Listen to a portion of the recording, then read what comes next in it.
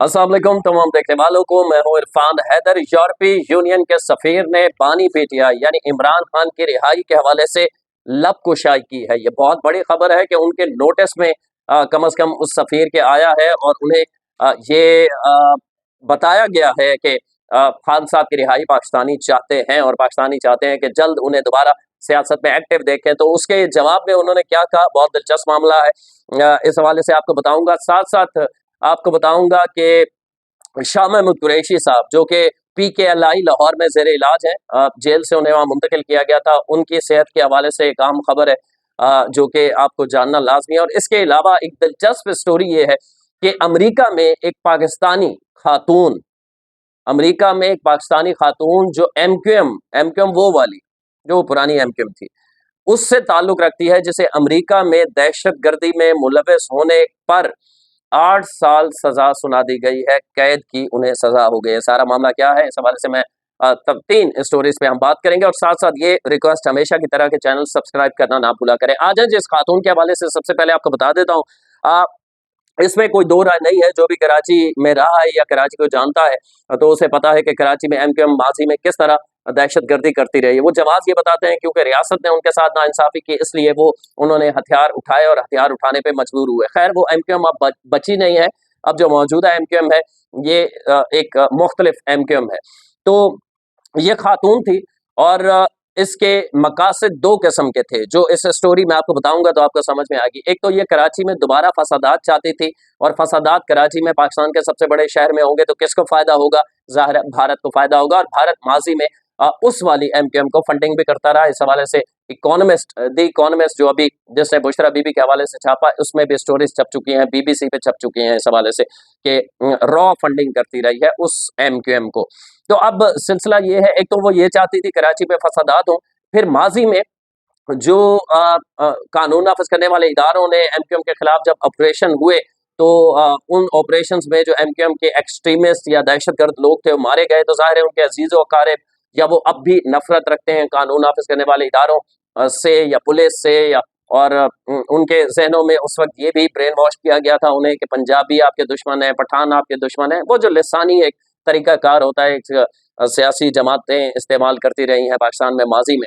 तो ये खातून उसी किस्म के अज़ाइम रखती थी। ये खातून ने 2023 में 2 कराची के पेट्रोल पंप्स को आग लगाने या वहां पर धमाका करने के हवाले से मौजूद अमेरिका में कहकशां हैदर खान इस खातून का नाम है। ये अमेरिका में रहती है, एमक्यूएम से है और एमक्यूएम के लोगों से अमेरिका में इसमें पहले पैसे जमा किए, फंडिंग जमा की। फंडिंग कराची में इसने लोग हायर किए कि कराची में 2 पेट्रोल पंप्स पे आपने धमाके करने हैं या कम से कम पेट्रोल पंप्स को आग लगानी है ताकि कराची में लिसानी फसादात फैल सकें। और वो दोनों पेट्रोल पंप्स जो हैं वो पंजाबियों के हैं, मतलब वो लोग जो पंजाब के रहने वाले हैं और यहाँ पर कारोबार कर रहे हैं उनके पंप्स को आग लगा के ताकि लिसानी फसादात को बुनियाद बनाकर कराची में हंगामा आराई कराई जाए। अच्छा, इसने ये किया और इसने असलहा, बारूद वगैरह सारा कुछ कराची से पैसे भेजे और अरेंज करवा के दिया कि आप ये दहशतगर्दी की कार्रवाइयां करें। जिन लोगों को हायर किया वो इस खातून को, अमेरिका में मौजूद इस खातून एमक्यूएम की जो है, इसे धोखा दे गए। हुआ ये है कि उन्होंने इस खातून को चंद दिनों बाद कुछ पिक्चर्स भेज दी और कहा कि हमने कार्रवाई कर दी है और 8 लोग झुलस के मर भी गए हैं इन पंप्स पे। तो ये खातून शुरू में तो बड़ी खुश हुई, जब इसने तहकीकात की तो पता चला, क्योंकि किसी टीवी चैनल पर खबर क्यों नहीं चल रही, ये भी हैरान हो गई, ना पाकिस्तानी ना किसी और टीवी चैनल पर। तो पता ये चला कि उन जिन लोगों को हायर किया था इन 2 पेट्रोल पंप्स पर दहशतगर्दी करने के लिए, उन्होंने पुरानी तस्वीर कराची में हंगामा राय की इस खातून को भेज दी और उन्होंने कार्रवाई नहीं की और वो पैसे लेके रफू चक्कर हो गए।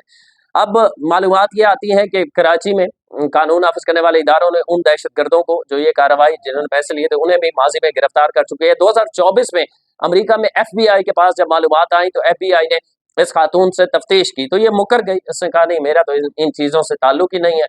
तो इस खातून ने पहले मुकर गई, फिर इसके खिलाफ सबूत जमा किए FBI ने और इसके सामने रखे, तो फिर ये मजबूर हो गई मानने पर, एतराफ़ करने पर। अभी इस खातून को मजिस्ट्रेट के सामने पेश किया गया है। ये केस चलता रहा और 8 साल जेल की सजा सुना दी गई है अमेरिका के अंदर इस एमक्यूएम के खातून कहकशां हैदर खान इसका नाम था और इसे जेल हो गई है, जो कि दहशतगर्दी में मुलविस थी। अच्छा, इससे एक और पॉइंट भी वाज़ेह होता है कि ये अमेरिका में दहशतगर्दी नहीं कर रही थी, वहाँ के कानून को ये फ़ॉलो करती थी, लेकिन ये वहाँ से बैठ के पाकिस्तान में दहशतगर्दी कर रही थी। तो इस हवाले से वाज़ेह अमेरिका का ये मौक़िफ़ भी आया है, एफबीआई का, कि पाकिस्तान या किसी भी मुल्क में अमेरिका में कोई शख्स बैठकर अगर अमेरिकी ज़मीन इस्तेमाल करेगा दुनिया में कहीं भी दहशतगर्दी करने के लिए, तो अमेरिका के लिए किसी सूरत काबिल कबूल नहीं होगा। तो ये है स्टोरी इस खातून की, और इस खातून को वहाँ 8 साल की जेल हो गई है। जब दोबारा तफ्तीश की और सबूतों के साथ तफ्तीश की, तो ये खातून मजिस्ट्रेट के सामने मान गई कि हाँ, ये मैंने प्लानिंग की थी, और पहले एफबीआई को जब 2024 में मुझसे तफ्तीश के लिए आए थे, तो मैंने उनसे झूठ बोला था कि मैं किसी किस्म की दहशतगर्दी में मुलव्वस नहीं हूँ। इस हवाले से मैं आपको दूसरी स्टोरी की तरफ चलता हूँ, इससे पहले कि खान साहब के हवाले से बनाऊँ। यूरोपीय यूनियन के सफ़ीर ने लबकुशाई की है इमरान खान की रिहाई के हवाले से। दूसरी स्टोरी ये है कि शाह महमूद कुरैशी, जैसे कि आप जानते हैं कि जेल में है 2 साल से, और सबसे ज़्यादा मज़लूम मैं कहता हूँ कि शाह महमूद कुरैशी इसलिए हैं कि खान साहब से रोज़ मिलने लोग जाते हैं, उनकी बातचीत होती है। शाह महमूद कुरैशी से पार्टी का कोई शख्स मिलने नहीं जाता। अभी जब वो जेल में थे, उसके बाद जब वो हॉस्पिटल में आए, बीमार हुए, तो उसके बाद जब साबका लोग, तहरीक इंसाफ के साबका लोग, मैं आपको बता चुका हूँ, महमूद मौलवी, साबिक गवर्नर इमरान इस्माइल और फवाद चौधरी मिले, तो उसके बाद पीटीआई डर गई कि कहीं ये उस धड़े का हिस्सा ना बन जाए, तो फिर सलमान अकरम राजा उनसे मिलने गए थे। इसके अलावा शाह महमूद कुरैशी को बिल्कुल पार्टी ने इग्नोर किया हुआ है, कोई रिस्पेक्ट, इज्जत नहीं दी जाती। और इस हवाले से जो हफीजुल्लाह नियाजी साहब हैं, इमरान खान के कज़न भी हैं, वकील भी हैं और सीनियर जर्नलिस्ट भी हैं, तजियाकार हैं, वो बाकायदा अपने कॉलम में बता चुके हैं कि शाह महमूद कुरैशी कहीं पार्टी पर कब्जा ना कर लें। चूंकि वाइस चेयरमैन है, तो खान साहब को ये हमेशा से डर था, इसलिए उन्होंने अनाउंस किया था एक ज़माने में, आपको बहुत पहले की बात है, कि अगर मेरा कोई जानशिन हुआ तो वो मुराद सईद होगा। बेसिक हफीजुल्लाह नियाजी साहब ने बताया था कि मुराद सईद को जानशी बनाना या अनाउंस करना, वो इसलिए नहीं था कि मुराद सईद को वाकई खान साहब बनाना चाहते हैं, शाह महमूद कुरैशी के दिमाग से निकालना था कि कहीं आप ये इरादा रखते हैं कि तहरीक इंसाफ के चेयरमैन आप बन सकते हैं, तो ऐसा नहीं है। लाइन में अगर कोई आया या ज़रूरत पड़ी तो वो कोई और हो सकता है, आप नहीं हो सकते। तो ये हफीजुल्लाह नियाजी साहब कह चुके हैं। अब शाह महमूद कुरैशी की तबीयत नासाज है, वो हॉस्पिटल में मौजूद है। आपको पता है पीकेएलआई, जिसके हवाले से लाहौर में किडनी का हॉस्पिटल बहुत बड़ा और अच्छा हॉस्पिटल इसे गर्दाना जाता है, 2017 में बना था। इस हॉस्पिटल के बारे में जब मैंने कुछ रिपोर्टर से बात की, तो वो कहते हैं कि इसके बारे में ये जो इक्विपमेंट है इसका और जो डॉक्टर्स हैं और जिस तरह की सहूलियात हैं भारत, वो अमेरिका और बरतानिया से कम नहीं है। बहरहाल, अब शाह महमूद कुरैशी के पित्ते की पत्थरी का ऑपरेशन हुआ है, कामयाब ऑपरेशन हुआ है, और शाह महमूद कुरैशी अभी खैर व आफियत से है और कोई खतरे वाली बात नहीं है। उनके बेटे ने भी इस हवाले से मीडिया को बताया है कि मेरे वालिद साहब बिल्कुल खैर व आफियत से हैं, और उनके जो वकील हैं मुदस्सिर उमर, उन्होंने भी बताया कि कामयाब ऑपरेशन हुआ है। शाह महमूद कुरैशी अब सेहतयाब तेजी से हो रहे हैं और उनकी सेहत पहले से बेहतर है। ये तो शाह महमूद कुरैशी के हवाले से मैंने आपको बता दिया।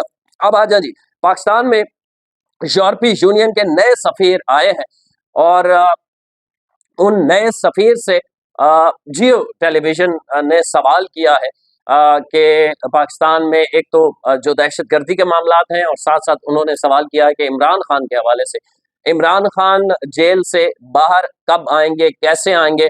तो उन्होंने पहले तो ये कहा है कि जो दहशतगर्दी हो रही है और टीटीपी अफगानिस्तान की सरजमीन इस्तेमाल करके पाकिस्तान में दहशतगर्दी करती है, और पाकिस्तान का ये मौक़िफ़ है कि अफगानिस्तान को इसको रोकना चाहिए, तो ये पाकिस्तान का मौक़िफ़ बिल्कुल वैलिड है, बिल्कुल दुरुस्त है। उसने हिमायत की है कि पाकिस्तान दुरुस्त सम्त में है, दुरुस्त जगह पे खड़ा है, और उसका मौक़िफ़ दुरुस्त है, क्योंकि इसके सबूत मौजूद हैं। उनका ये भी कहना था कि अफगानिस्तान से ये ऑपरेट होते हैं जो दहशतगर्द पाकिस्तान में दहशतगर्दी की कार्रवाइयाँ करते हैं। दूसरा एक अहम पॉइंट ये है, जो यूरोपीय यूनियन के नए सफ़ीर ने, रायमंड रोबलेस इसका नाम है, इन्होंने कहा है कि इमरान खान की रिहाई का फैसला, जब उनसे कहा गया कि फैसला कौन करेगा, क्या आपकी जानिब से कोई हुकूमत से इस हवाले से बातचीत की जाएगी, तो उनका कहना था कि इमरान खान की रिहाई का जहाँ तक मामला है, या 27वीं या 26वीं आईनी तरमीम का मामला है, तो ये पाकिस्तान का अंदरूनी मामला है, और इमरान खान की रिहाई के हवाले से अगर कहीं से कुछ हो सकता है तो वो अदालतों से हो सकता है। इसका अब तासुर इससे ये जाता है कि एक तो ये कि उन्हें निशानदेही कर दी गई है कि पाकिस्तान की एक बड़ी तादाद जो इमरान खान के फॉलोअर है, वो चाहते हैं कि फ़ौरन बाहर आए। दूसरा एक चीज़ ये है कि उनके मतलब अज़हन में, ज़हनों में डाल दिया गया है ये कि खान साहब की रिहाई इंपॉर्टेंट है। एक तो ये याद दहानी करा दी गई है, जो कि अच्छी बात है मुस्तकबिल में खान साहब के लिए भी, तहरीक इंसाफ के लिए। और दूसरा ये कि उन्होंने कहा है कि अदालतों से, इसका मतलब ये है कि पाकिस्तान में तहरीक इंसाफ लाख कहती रहे कि हमारी अदालतें आज़ाद नहीं है, फलां है, ढमकां है, अदालतें सुप्रीम कोर्ट को चूहा खा गया और इस किस्म की तहरीक इंसाफ वाले जो कुछ कर रहे हैं, उनका कहना है कि अदालतें ये फैसला करेंगी। यानी यूरोपीय यूनियन के सफीर का ये बिलीव है कि पाकिस्तान में जो अदालत फैसला करती है वही मोतबर होता है, बजाय इसके कि कोई और उस पर प्रेशर डाल के किसी की आज़ादी करवाए या किसी को कैद करवाए। तो ये है सारी उन 3 स्टोरीज के हवाले से मालूमात। अलीमा खान के हवाले से बहुत अहम मालूमात मेरे पास मौजूद है, जो कि अगली वीडियो में तफसील से आपको बताने की कोशिश करूंगा। तब तक के लिए अल्लाह ने के बाद।